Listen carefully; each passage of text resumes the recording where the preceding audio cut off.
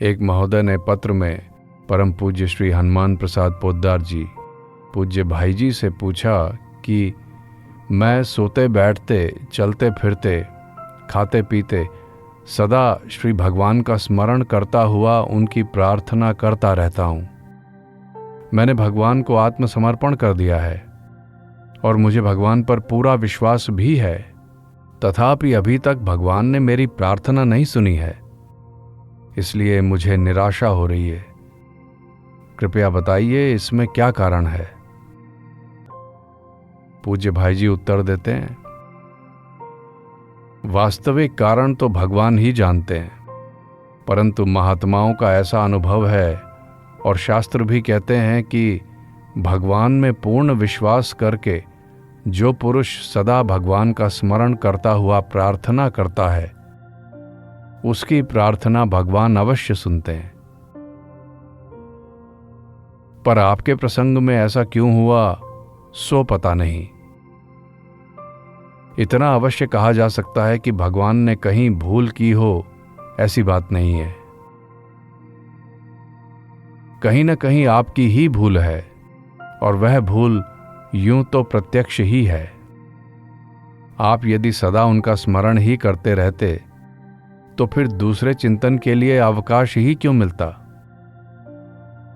यदि भगवान के लिए ही प्रार्थना करते हैं तो भगवान का नित्य चिंतन होने से बढ़कर और लाभ ही कौन सा है। और वह आपके कथनानुसार आपको मिल ही रहा है। यदि आप स्मरण के अतिरिक्त भगवत साक्षात्कार आदि के लिए प्रार्थना करते हैं तो फिर उसमें निराशा कैसी। जहां पूर्ण विश्वास है वहां तो निराशा को स्थान ही नहीं है। और जो आत्मसमर्पण कर चुकता है वह तो अपनी स्वतंत्र इच्छा से किसी वस्तु या स्थिति की प्रार्थना ही कैसे कर सकता है।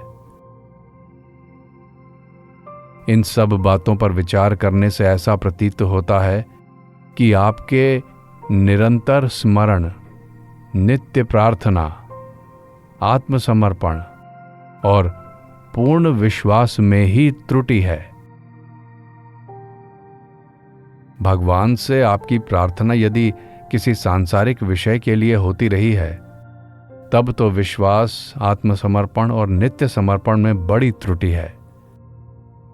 जहां राम तहां काम नहीं, जहां काम नहीं राम, तुलसी कबहों की रही सकें, रवि रजनी एक ठाम।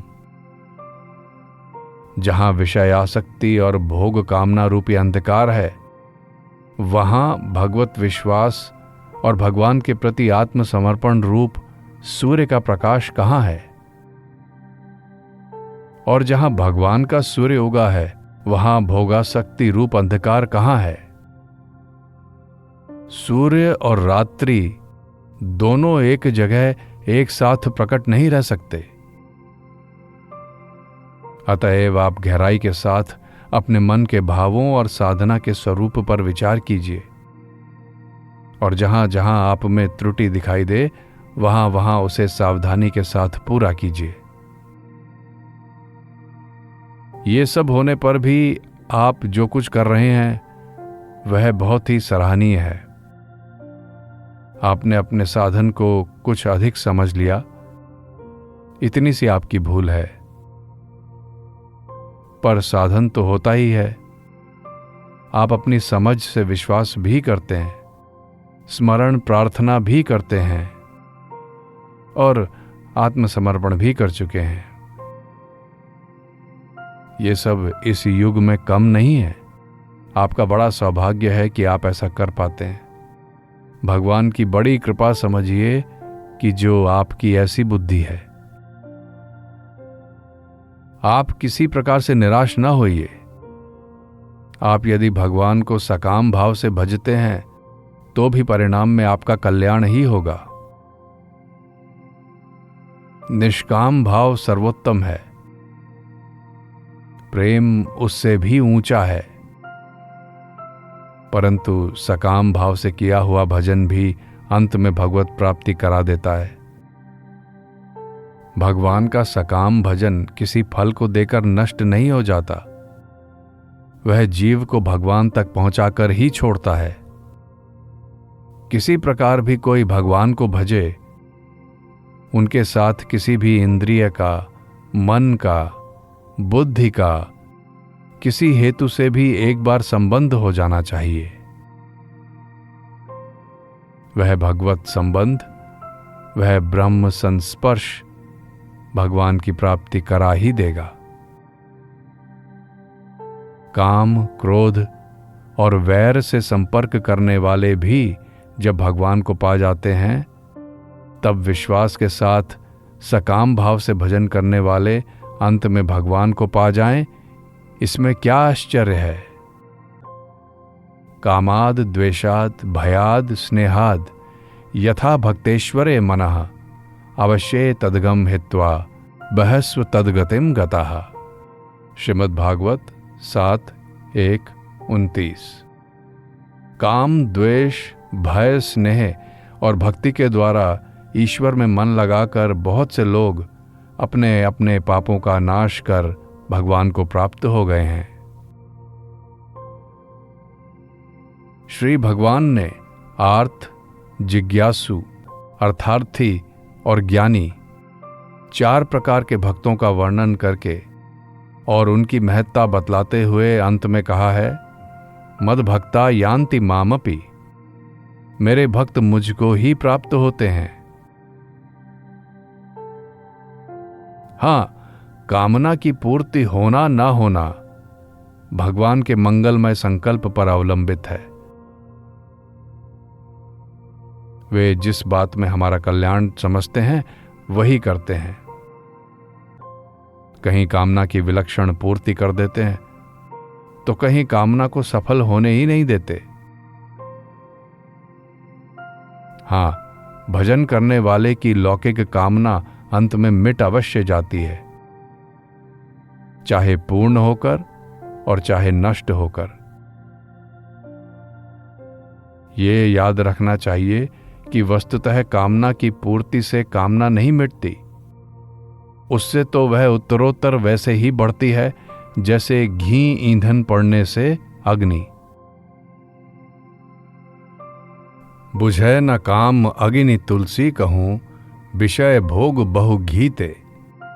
भगवान जब कृपा करके जीव के हृदय में अपनी मधुर झांकी कराते हैं, तब अन्य सारी कामनाएं अपने आप ही मिट जाती हैं। फिर न तो सांसारिक पदार्थों की प्रचुरता रहने पर भी उनमें ममता सख्ती रह जाती है, न निपट दरिद्रता और दुखमय स्थिति होने पर भी उसमें त्राण पाने की उत्कट अभिलाषा होती है। यम लब्ध्वा चापरम लाभम मन्यते नाधिकम ततः यस्मिन् स्थितौ न दुखेन गुरुणापि विचाल्यते। गीता जी अध्याय 6। जिस लाभ को प्राप्त होने पर साधक उससे बढ़कर दूसरा कोई लाभ नहीं मानता और जिस स्थिति में स्थित होकर वह बड़े भारी दुख में भी स्थिति से विचलित नहीं होता, भजन करने वाले की अंत में यही स्थिति होती है, जिससे उसकी कामना का बीज ही दग्ध हो जाता है। इसलिए किसी भी हेतु से भजन करना चाहिए। भाए कुभाए अनख आलसहूं, नाम जपत मंगल दिसि दसहूं। भजन में यथाशक्ति निष्काम तथा प्रेम का भाव बढ़ाइए, अपनी भूलों को देखते रहिए तथा भगवान की असीम कृपा का अनुभव करते हुए भजन में संलग्न रहिए। भजन अपने आप ही सब काम कर देगा। शेष भगवत कृपा।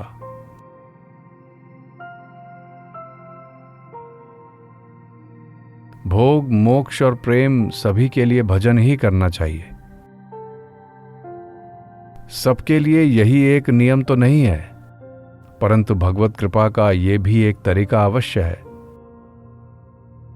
वे जिस पर कृपा करते हैं उसे दुख का अमोघ दान दिया करते हैं, उसका धन हरण करते हैं, मान घटा देते हैं एवं बंधुओं और मित्रों में उसके प्रति घृणा या उपेक्षा की वृत्ति उत्पन्न हो जाती है। असल में संसार के सुखों और भोगों की विशाल इमारतें ज्यों-ज्यों ढहती हैं, त्यों ही त्यों वह संसार के बंधन से मुक्त होकर प्रभु की ओर बढ़ता है। अपनी ओर खींचने के लिए ही प्रभु उसे दुख का दान दिया करते हैं। एक भक्त बंग कवि ने भगवान की सूक्ति कही है, जे करे हमारे आश तार करी सर्वनाश, तबु जे छाड़े ना आश तारे करी दासानुदास। जो मेरी आशा करता है मैं उसका सर्वनाश कर देता हूं, इतने पर भी जो मेरी आशा नहीं छोड़ता उसको मैं अपना दासानुदास बना लेता हूं। बात भी ऐसी ही है, बात भी ऐसी ही है। जब तक मनुष्य संसार के सर्व के पीछे पागल है, तब तक उसे भगवान की मधुर सुधि कैसे आएगी? और भगवान का स्मरण हुए बिना दुखों का आत्यंतिक नाश संभव नहीं है। इसीलिए भगवान ऐसे मनुष्यों के भोगों का हरण करके उसे अपनी ओर खींचते हैं। श्रीमद् भागवत अध्याय 10 में भगवान ने कहा है, जिस पर मैं कृपा करता हूं उसके धन को धीरे धीरे छीन लेता हूं। जब वह निर्धन हो जाता है तब उसके घर के लोग, सगे संबंधी उसके दुख व्याकुल चित्त की कुछ भी परवाह न करके उसे छोड़ देते हैं। उसको कोई पूछता तक नहीं। वह धन के लिए यदि फिर चेष्टा करने लगता है तो मैं अपनी कृपा से उसका वह उद्योग भी निष्फल कर देता हूं। इस प्रकार बार बार असफल होने से उसका मन धन कामना से हट जाता है। उसे दुख रूप मानकर वह उससे अपना मुंह मोड़ लेता है और मेरे प्रेमी भक्तों का आश्रय लेकर उनसे मित्रता करता है, क्योंकि संसार से असफल और सबके द्वारा परित्यक्त पुरुष को भगवान के भक्त ही आश्रय देते हैं। तब मैं उन पर अपनी अहेतुकी कृपा की वर्षा करता हूं, जिससे वह मुझ में लगकर मुझ सच्चिदानंद ब्रह्म को प्राप्त कर लेता है। इस प्रकार जगत की दृष्टि में अकिंचन बनाकर भगवान उसे अपनी भक्ति देते हैं। तदंतर उसे आत्मदान करके स्वयं उसके सेवक बन जाते हैं। ऐसा भक्त फिर बाहर से ही नहीं, भीतर से भी अकिंचन बन जाता है। उसका अपना एक भगवान को छोड़कर और कोई कुछ रहता ही नहीं। ऐसा अकिंचन भक्त भगवान को इतना प्रिय होता है कि भगवान स्वयं उसकी सेवा करना चाहते हैं।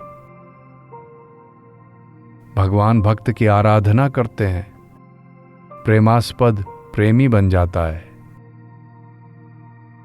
भगवान ने अपने परम प्रिय भक्त उद्धव से कहा है, उद्धव, मुझे तुम जैसे प्रेमी भक्त जितने प्रिय हैं, उतने प्रिय मुझे ब्रह्मा, आत्मरूप शंकर, सगे बड़े भाई बलराम जी और नित्य अर्धांगिनी श्री लक्ष्मी जी भी नहीं है। यहां तक कि मेरा आत्मा भी उतना प्रिय नहीं है जितने मेरे प्रेमी भक्त मुझे प्यारे हैं।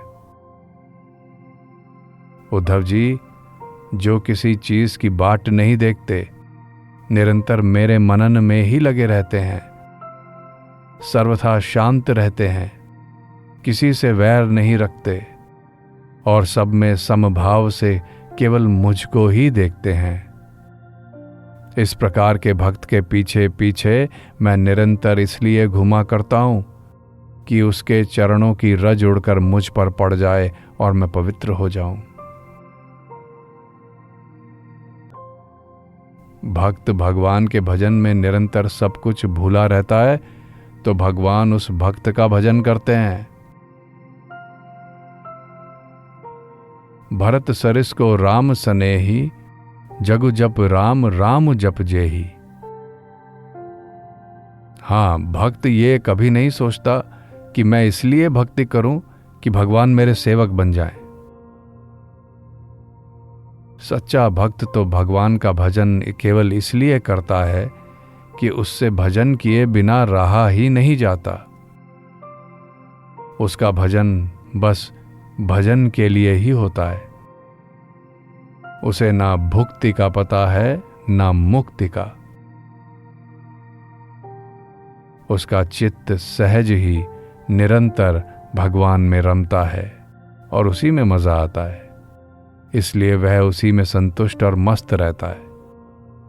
भगवान अपने जिस कृपा पात्र लौकिक धनी मानी भक्त को वैभव के मायाजाल से छुड़ाकर आत्मदान करना चाहते हैं, उसी पर इस तरीके से कृपा किया करते हैं।